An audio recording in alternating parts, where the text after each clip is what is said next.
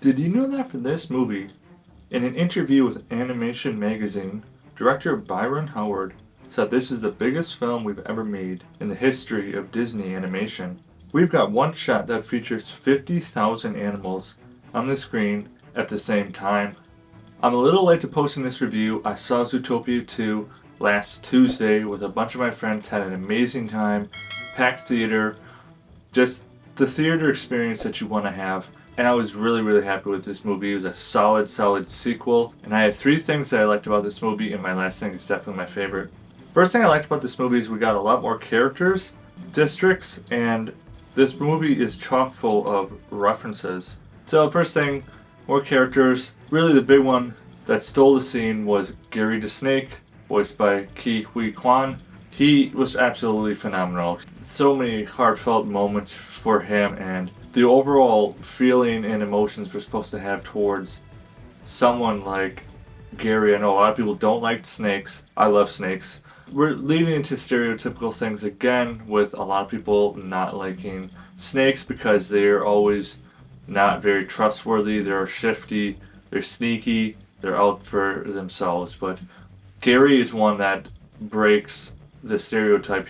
He's not like most snakes. And then the next thing we got to see is we got a couple new worlds that we were introduced to in this movie, expanding on the world of Zootopia. We got the marsh where we got a lot of aquatic creatures, and then the reptile area.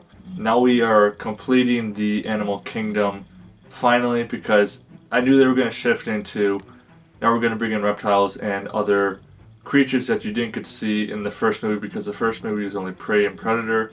It excluded a lot of the animal kingdom. We didn't get any fish, I believe. We haven't got any fish, we haven't got any bugs, so there are still a couple more animal kingdoms to add. And then this movie, man, this was full of so many fun references, not just Disney references and Disney Easter eggs, but like just pop culture references. I think one of my favorite one was the jail scene. The main characters are walking past all the inmates, and you see a fox beating up another inmate. His name happens to be Michael J. Fox, who is voiced by Michael J. Fox. And he says a line from Back to the Future. He says, "What are you looking at, butthead?" It's the line that Biff says to Marty McFly. What are you looking at, butthead? Second thing is the message and the life lessons we get from this one. I knew this one was gonna hit us hard with some important message, just like the first one. I felt like a big message here was maybe a part of this movie was trying to categorize reptiles as like immigrants, because as we all know, that is a huge thing nowadays. Like there's so much, there's deportation going on, and this could also maybe translate into illegal aliens as well. I felt like, Jesus, he was Mexican, that's a big thing too. The strong message of immigration, it hits you in the face, and I was expecting that, and I'm not surprised at all that we got that. But another big thing about this movie is the life lessons. So we get to see Judy and Nick back together. They are now Hops and Wild and Hops. The dynamic duo. They overcame all their differences in the first movie. Now we get them in the second movie, and they're out to prove everyone that they can work well together. Disney never misses when it comes to giving us a life lesson that we can take and apply to our lives. They're trying so hard to prove to people that they still are very different, but they can work together. But then that caused a lot of division and strife between the two, and they really had to reevaluate their friendship, their relationship with each other.